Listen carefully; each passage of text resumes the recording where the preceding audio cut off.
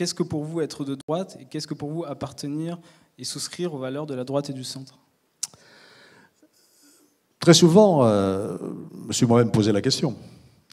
Et ce qui m'a écarté d'une gauche dont par ailleurs je pouvais comprendre les principes ou les valeurs, ça a été souvent l'arrogance intellectuelle de la gauche.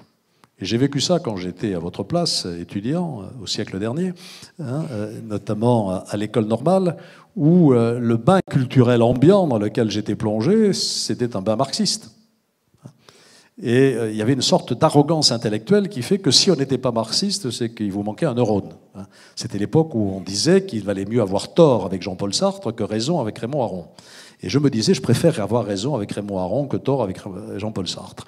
Donc c'est ça qui m'a conduit loin du Parti socialiste et à m'engager à droite. Par ailleurs, mon modèle en politique, quand je me suis lancé, assez tard, j'ai commencé à faire de la politique à 30 ans, d'autres l'ont fait beaucoup plus tôt, je ne militais pas quand j'étais étudiant.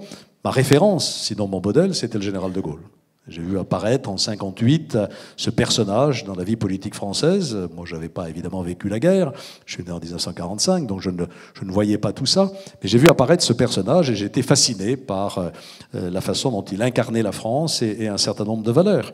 L'attachement à la patrie, une espèce d'amour charnel pour son pays, et en même temps une vision de la société qui reposait sur la solidarité, sur ce grand projet qui avait été celui de la résistance de notre système de protection sociale. Donc le gaullisme m'a parlé, et c'est ça qui m'a conduit à m'engager ensuite dans le parti politique qu'il incarnait à ce moment-là, c'est-à-dire le RPR. Et concernant Alors je vais un petit peu plus loin. La droite, pour moi, si vous voulez, aujourd'hui, pardon, puisque je n'ai peut-être pas répondu entièrement à votre question, c'est d'abord une vision de l'économie qui repose sur la libre entreprise et le marché. À la lumière de l'expérience, quand je regarde ce qui s'est passé autour de nous depuis un demi-siècle, je considère que la meilleure façon de créer des richesses pour tous, et de mieux les répartir ensuite, c'est de faire confiance à la libre entreprise et à l'économie de marché. C'est ça qui marche, régulé bien entendu, parce qu'il n'y a pas de liberté sans régulation, mais en libérant les énergies, les initiatives, la créativité, l'esprit d'entreprise.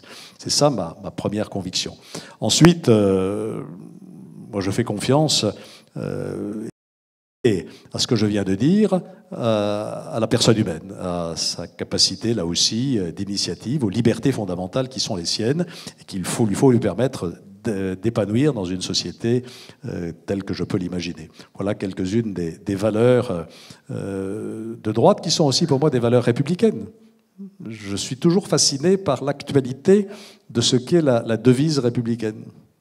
Liberté, égalité, fraternité. Ça a quand même plus de 200 ans. Il n'y a pas un mot à changer. Formidable. Et ça aussi, c'est ma référence en politique. Je crois à la liberté, je crois à l'égalité des chances, et je crois à la fraternité, ce que j'ai appelé l'identité heureuse. On y reviendra peut-être. Vous avez noté que ça pouvait être naïf. Je crois que ça peut être moteur.